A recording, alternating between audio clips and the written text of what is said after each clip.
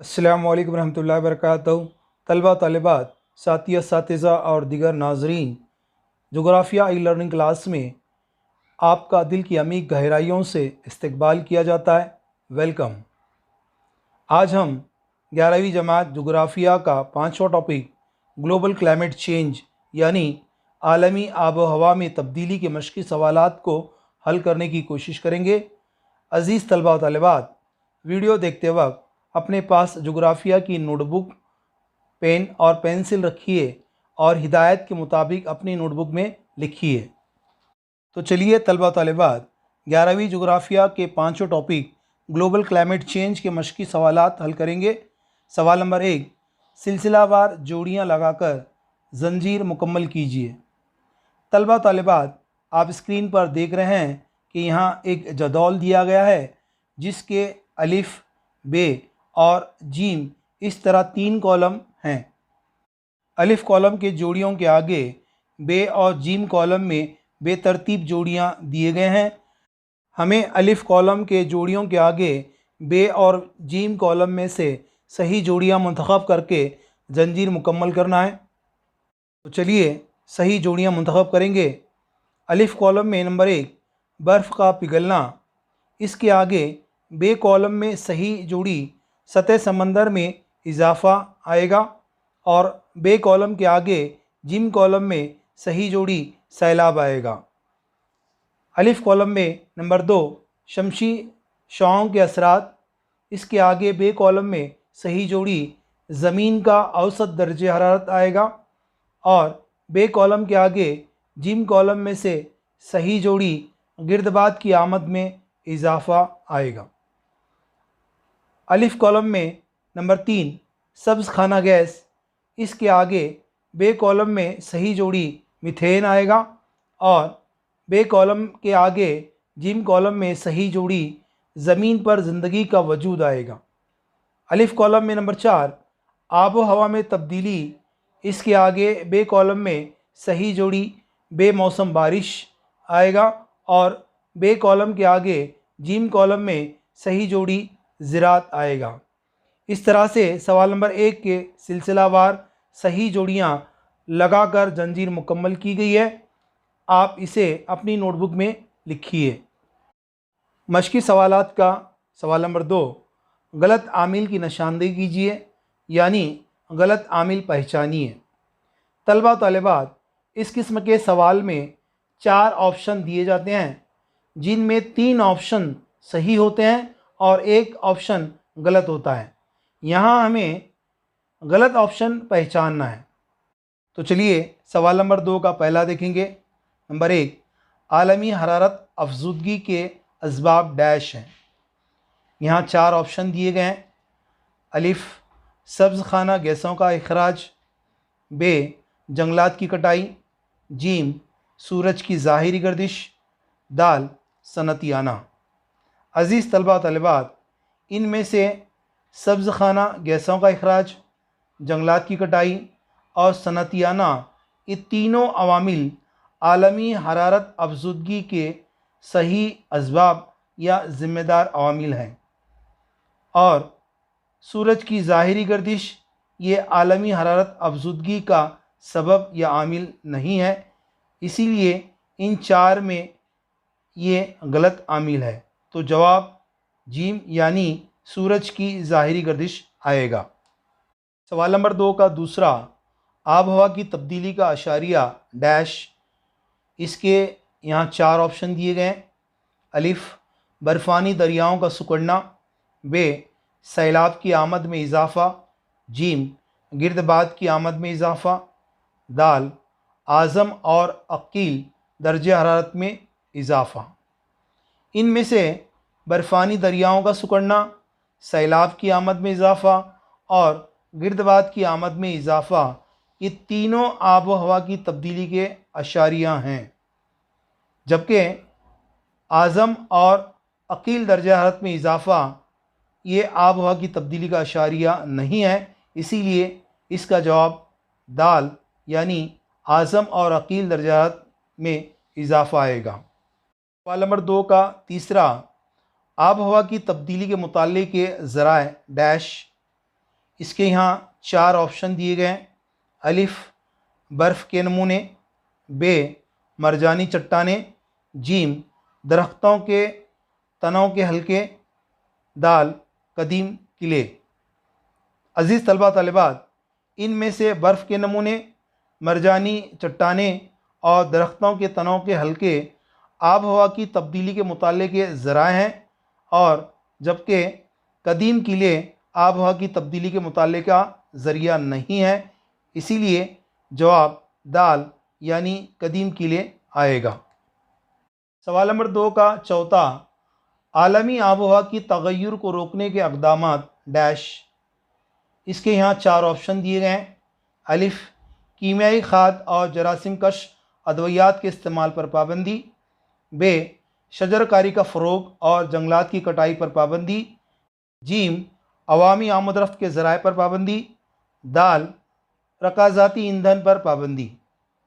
अज़ीज़ तलबा तलबात, इनमें से शजरकारी का फ़रोग और जंगलात की कटाई पर पाबंदी, अवामी आमदरफ्त के ज़राए पर पाबंदी और रकाज़ाती ईंधन पर पाबंदी, ये वो अक़दामात हैं जिनके ज़रिए आलमी आब हवा की तगय्युर को रोका जा सकता है। जबकि कीमियाई खाद और जरासीम कश अद्वियात के इस्तेमाल पर पाबंदी के ज़रिए आलमी आब हवा की तगय्युर को रोका नहीं जा सकता। इसीलिए तलबा व तालिबात जवाब अलिफ यानी कीमियाई खाद और जरासीम कश अद्वियात के इस्तेमाल पर पाबंदी आएगा। सवाल नंबर 3, जुग़राफ़ियाई वजूहात बयान कीजिए। नंबर 1, आब हवा के तगय्युर का मुताला करना ज़रूरी है। जवाब आब हवा के तगय्युर का मुताला करना ज़रूरी है क्योंकि नंबर 1, गुज़िश्ता कई दहाइयों से आलमी हरारत अफज़ुदगी में इजाफ़ा हुआ है, जिसकी वजह से ज़मीन के औसत दर्जे हरारत में 0.8 डिग्री सेल्सियस दर्जे हरारत का इजाफ़ा दर्ज किया गया है। नंबर 2, दर्जे हरारत में इस मामूली इजाफ़े के असरात सारी दुनिया में महसूस किए जा रहे हैं। नंबर 3, दर्जे हरारत में इजाफ़े की वजह से गर्म लहरें पैदा हो रही हैं। गर्म जज़ायर यानी बड़े शहर को कहा जाता है, वजूद में आ रहे हैं। सतह समंदर में इजाफ़ा हो रहा है। नंबर 4, सैलाब और गिरदबाद की आमद में इजाफ़ा हो रहा है और कहत साली पैदा हो रही है। नंबर 5, समंदरी हैवानात और चरिंद परिंद की ज़िंदगी ख़तरे में पड़ गई है। नंबर 6, बारिश में बेकायदगी पैदा हो गई है और बर्फ़ानी दरिया सिकुड़ रहे हैं। नंबर 7, इन तमाम असरात से बाखबर रहने के लिए और हिफाजती अक़दाम करने के लिए आब हवा के तगय्युर का मुताला करना ज़रूरी होता है। जुग़राफ़ियाई वजूहात का दूसरा, इस बात के कवी इम्कानात हैं कि हम मुस्तक़बिल में दुनिया के नक्शे पर मालदीव जज़ायर को न देख सकेंगे।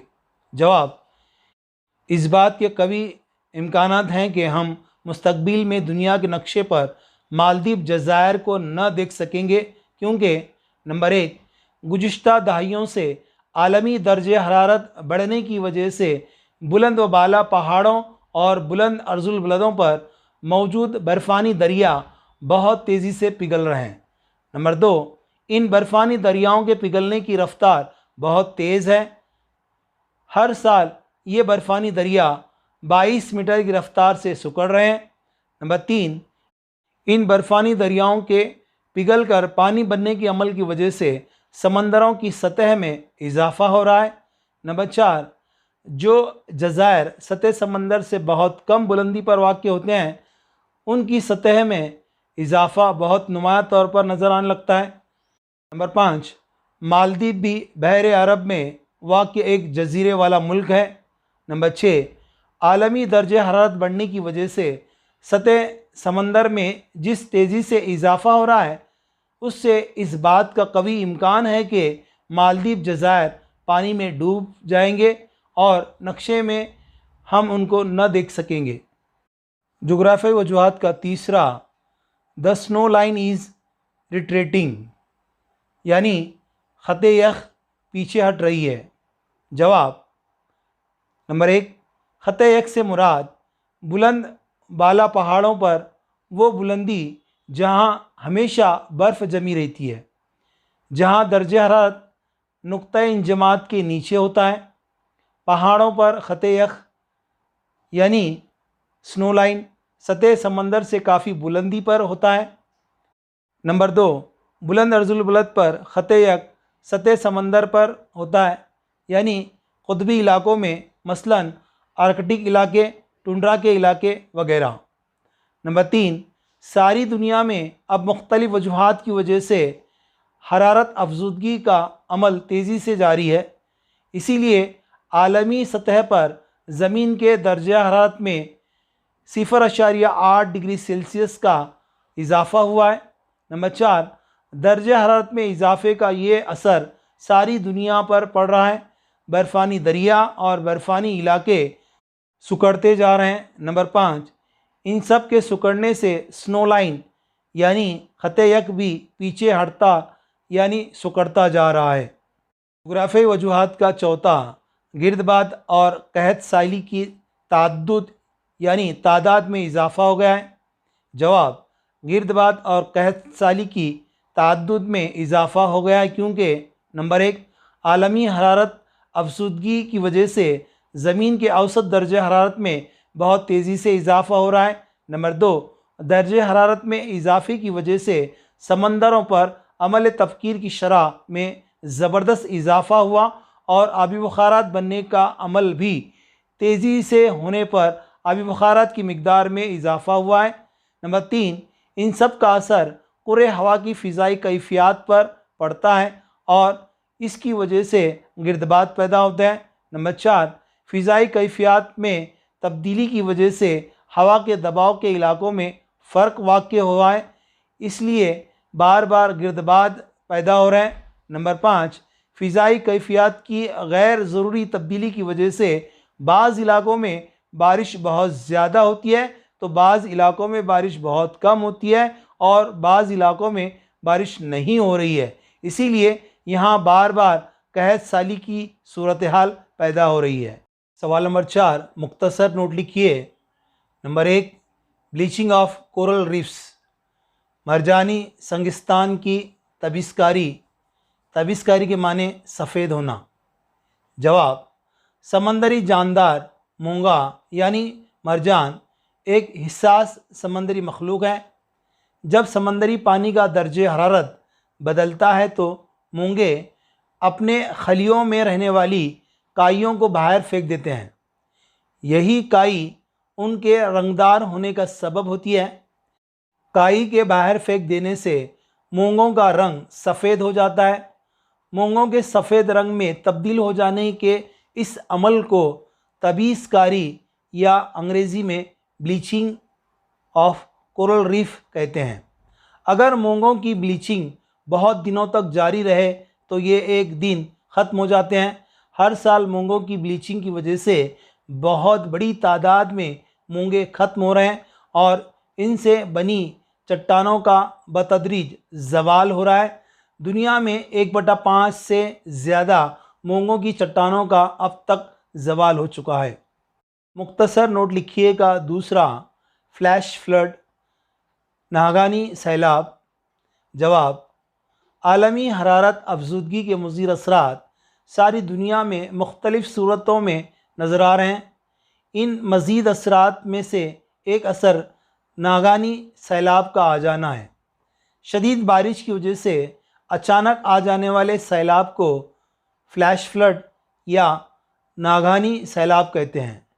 ये एक ही दिन में बहुत ज़्यादा मिक़दार में होने वाली बारिश की वजह से आता है। इसके ज़्यादातर असरात बड़े बड़े शहरों में नज़र आते हैं। इनकी वजह से सारा शहरी निज़ाम और ख़ास तौर पर आमद-ओ-रफ़्त का निज़ाम मफलूज यानी रुक जाता है। जुलाई 2005 में मुंबई में ऐसे ही नागानी सैलाब के आ जाने पर पूरी मुंबई थम गई थी और कई सौ अफराद फौत हो गए थे। 2012 में केदारनाथ में आने वाला सैलाब भी उसकी एक मिसाल है। चेन्नई में 2015 में आने वाले गिरदबाद की वजह से ऐसी ही सूरत हाल पैदा हो गई थी। दुनिया के साहिली शहरों में हमेशा नागहानी सैलाब का ख़तरा लाक रहता है। साहिली शहर मसलन मुंबई, चेन्नई, वेंस और द्वारका वगैरह हमेशा नागहानी सैलाब से मुतासर होते हैं। मुख्तसर नोट लिखिए का तीसरा, tools to study palaeoclimatology, कदीमी मौसमियात के मुताले के ज़राए। जवाब, माहिरीन अर्ज़ियात के मुताबिक आलमी आब हवा में तब्दीली कोई नई बात नहीं है, ये कदीम ज़माने ही से होती आई है। माजी में तब्दीली बहुत आहिस्ता रवी से होती रही है, लेकिन दौर हाजिर में जिस शराह से तब्दीली हो रही है, ये एक ख़तरनाक सूरत हाल है। इससे माहिरीन अर्ज़ियात व मौसमियात ख़ास तौर पर आब हवा की तब्दीली के असबाब की तहकीक में लगे हैं। माहिर अर्ज़ियात जहाँ एक तरफ जदीद तकनोलॉजी और मसनवी सैयारों जैसे ज़राए का इस्तेमाल कर रहे हैं, दूसरी तरफ बहुत सारे तारीख़ी शवाहिद और ज़राए का भी इस्तेमाल कर रहे हैं। इन ज़राए में से एक ज़रिया कदीमी मौसमियात भी है, यानी पालियो क्लाइमेटोलॉजी भी है, जिसमें साइंसदान और माहिरीन मौसमियात कदीम अर्ज़ी अदवार की आब हवा का मुताला करते हैं। इसके लिए वो तारीख़ी शवाहिद का इस्तेमाल करते हैं, जिसे मफरूज़ा मालूमाती मवाद या अंग्रेज़ी में प्रॉक्सी डेटा कहते हैं। ये प्रॉक्सी डेटा दरख्तों के तनों में पाए जाने वाले हलकों, मरजानी संगिस्तान यानी कोरल रीफ और बर्फ़पोश इलाकों की गहराइयों से हासिल किए गए बर्फ़ के नमूनों और समंदरी तिलछट पर मुश्तमिल होता है। मुख्तसर नोट लिखिए का चौथा, ग्रीन हाउस गैसेस, सब्ज़ खाना गैस। जवाब, कुर्रे हवा में carbon dioxide, methane, chlorofluorocarbon, nitrous oxide वगैरह गैसें पाई जाती हैं। इन गैसों को सब्ज़ खाना गैसें कहते हैं। सूरज की किरणें इन गैसों से होकर ज़मीन पर पहुंचती हैं। ज़मीन गर्म होने पर हरारत ऊपर की जानिब उठती है। ज़मीन के इस हरारत को ये गैसें जज़्ब कर लेती हैं। इसकी वजह से ज़मीन की हवा का दर्जे हरारत बढ़ जाता है। ये गैसें कुर्रे फ़िज़ा में एक गिलाफ के मानिंद काम करती हैं। वो ज़मीन की हरारत को कुर्रे हवा के बुलंद हिस्सों में जाने नहीं देती, बल्कि हरारत को वापस ज़मीन पर लौटा देती है, जिसकी वजह से ज़मीन के दर्जे हरारत में इजाफ़ा हो जाता है। हरारत के इस तरह ज़मीन की जानिब लौट आने और ज़मीन के दर्जे हरारत में इजाफ़े को सब्ज़ खाना असरात कहते हैं। ज़मीन पर रकाज़ी ईंधन के जलने, कारों और मोटर गाड़ियों से निकलने वाली कार्बन मोनोऑक्साइड और क्लोरोफ्लोरोकार्बन गैसों के अखराज की वजह से सब्ज़ खाना गैसों का तनासुब बढ़ता जा रहा है, जिसकी वजह से सारी दुनिया की आब हवा में तब्दीली हो रही है। आलमी दर्जा हरारत में इजाफ़ा हो रहा है। नतीजे में बर्फ़ानी दरिया सिकुड़ते जा रहे हैं, समंदर की सतह बुलंद हो रही है और ज़मीन के औसत दर्जा हरारत में इजाफ़ा हो रहा है। सवाल नंबर 5, मुफस्सिल जवाब लिखिए। नंबर 1, आब हवा की तब्दीली का सबब हमेशा इंसानी नहीं होता, वाज़ह कीजिए। जवाब, आब हवा की तब्दीली के लिए कई अवामिल ज़िम्मेदार होते हैं। इन अवामिल को दो ग्रोहों में तकसीम किया जा सकता है। नंबर 1, कुदरती अवामिल, मसलन आतिशफ़िशा का फटना, जंगलात में खुद ब खुद आग लगना, बर्फ़ानी दौर, ज़मीन की मदारी गर्दिश की वजह से ज़मीन का सूरज से घटता और बढ़ता फासला, ज़मीन के महवर का झुकाव, इसको अंग्रेज़ी में मिलनकोविच ऑसिलेशन कहा जाता है, यानी मिलनकोविच इहतिज़ाज़, गोल्डीलॉक्स जोन की सूरज से दूरी में इजाफ़ा वगैरह। नंबर 2, इंसानी अवामिल, मसलन रकाज़ी ईंधन जलाकर कार्बन डाइऑक्साइड पैदा करना, हद से ज़्यादा सनतों के क़याम की वजह से फ़िज़ाई आलूदगी में इजाफ़ा, मोटर गाड़ियों से निकलने वाला धुआं और कार्बन मोनोऑक्साइड का इखराज। ज़मीन की इब्तिदा से लेकर आज तक ज़मीन पर आतिशफ़िशां फटते चले आए हैं। इनसे निकलने वाली राख, धुआं और मुख्तलिफ़ गैसें फ़िज़ा के निचले हिस्से में महबूस यानी कैद होकर ज़मीन के दर्जे हरारत में इजाफ़ा करती हैं। इसी तरह जंगलात में लगने वाली कुदरती आग से बहुत बड़े पैमाने पर कार्बन डाइऑक्साइड खारिज होती है। ज़मीन का मदार बैज़वी होने की वजह से कभी कभी ज़मीन सूरज से बहुत ज़्यादा फासले पर हो जाती है। उस वक्त दर्जे हरारत कम हो जाता है, और जब ज़मीन सूरज से कम फासले पर आती है तो दर्जे हरारत में इजाफ़ा हो जाता है। ज़मीन के महवर के झुकाव की वजह से ज़मीन के मुख्तलिफ़ इलाक़ों पर पूरे साल के दौरान दर्जे हरारत में कमी व बेशी होती रहती है। ज़मीन पर बर्फ़ानी दौर के इब्तिदा में दर्जे हरारत बहुत कम हो गया था। आज बर्फ़ानी दौर अपने आखिरी दौर में दाखिल है, इसलिए दर्जे हरारत बढ़ रहा है। इस बात की दलील है कि हवा की तब्दीली का सबब हमेशा इंसानी नहीं होता। मुफस्सिल जवाब का दूसरा, अपने शहर या गांव की आबो हवाई तगय्युर के असरात का मुकाबला करने के लिए आप कौन कौन से इक़दामात तजवीज़ करेंगे? जवाब, शहरी इलाकों में आबो हवाई तगय्युर के असरात का मुकाबला करने के लिए दर्ज झील इक़दामात करना चाहिए। नंबर 1, रकाज़ी ईंधन का कम से कम इस्तेमाल करना चाहिए।